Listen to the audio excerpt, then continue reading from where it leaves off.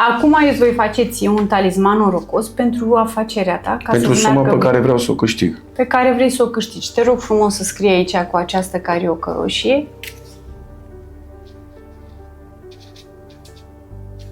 Te rog frumos să nu spui suma care ai scris-o. Este pentru tine. Da.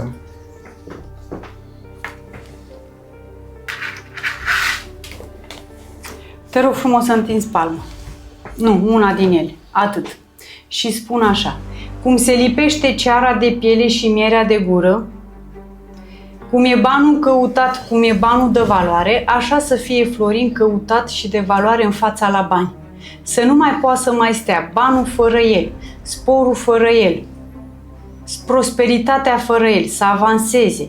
Cum fuge dracul de tămâie, așa să fugă necazul, urâtul, surpatul și piedica în această afacere pentru sporul lui. Întinde palma direct așa. Așa se va lipi banii de tine.